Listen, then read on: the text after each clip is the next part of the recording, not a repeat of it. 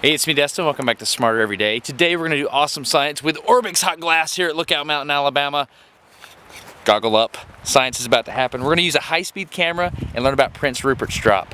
It's never been done on the internet. You're going to learn something. Let's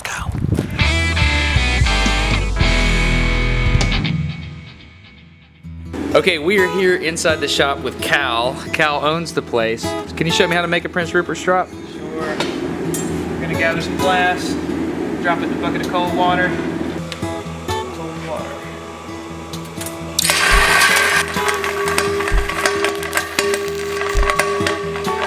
So after it cools down, this is what you're left with. Kind of looks like a tadpole, but it has some really interesting mechanical properties. We can actually hit this thing with a hammer and it won't break. Okay, I'm ready. Didn't go. Okay, I think Cal is kind of a pansy, so you think you can break it? So we're gonna try again, only this time I'm gonna make him hit it really hard and I'm gonna record it with high speed. Does that work? Think you can break it? All right, let's do it. The challenge is on. I can just hit it? Yeah. So do you think you actually broke it? I don't think you did. You think you broke it? I know I broke it. Let's look at the high speed.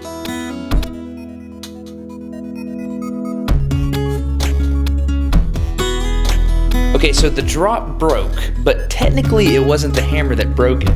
If you look close in the high speed, you can see that it's the wiggling of the tail that makes it go. This is the mystery of the Prince Rupert's drop.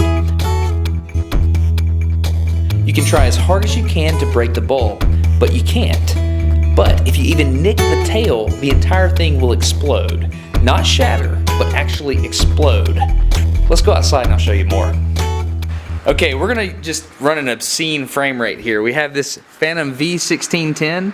So glass breaking occurs so fast that you have to have like hundreds of thousands of frames per second. So we're gonna have a lower resolution and we have to have a lot of light as well. We're also gonna use this mirror over here to run about 3,000 frames per second so we can get a wide shot to see the whole event as well. 3, 2, 1, go.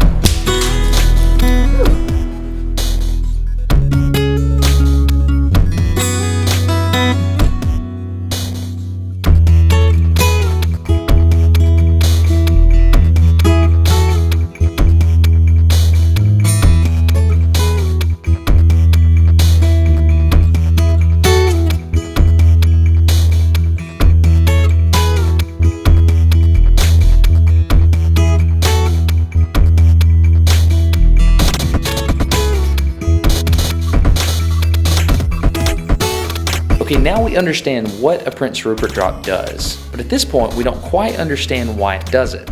Let's take a closer look.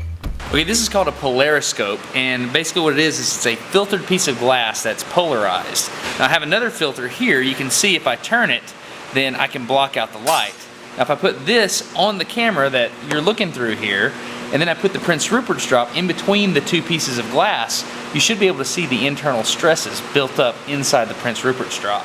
So to understand how these stresses got here, let's use the color gray to represent nice and strong solid glass. We'll use red to represent molten glass, and because of the thermal expansion coefficient, it's safe to assume that the higher the temperature, the larger this glass wants to be.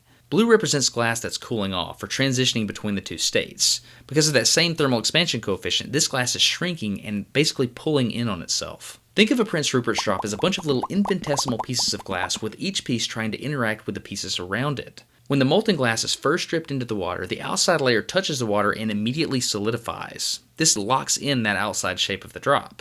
The inside of the drop, however, is still a hot expanded liquid.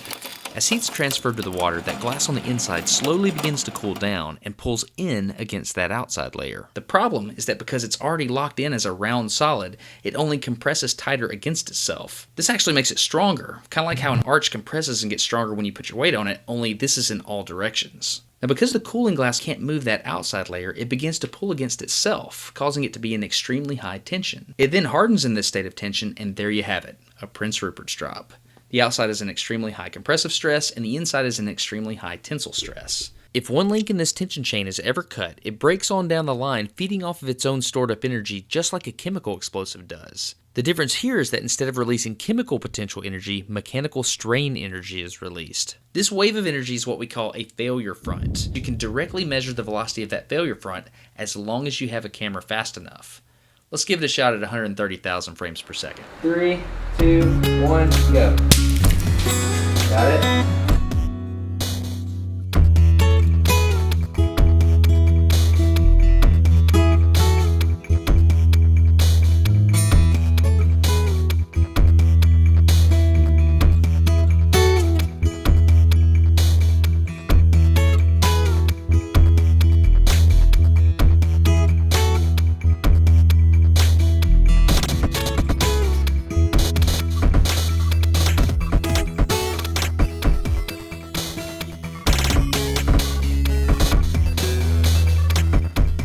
So a big thanks to Cal from Orbix Hot Glass. If you found this interesting and you want to support him by buying stuff, go click on the link wherever I put it and go check out his website. Click the cat to subscribe with the helmet. It's a sad looking cat. You've never caught the cat on fire, ever? Never. Not even once? Never. These things are named for a guy named Prince Rupert, imagine that, who lived in Bavaria back in the 1600s. Here.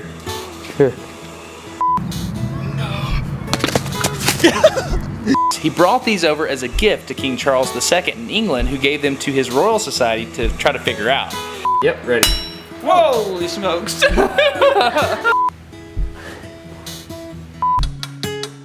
Tension's killing me.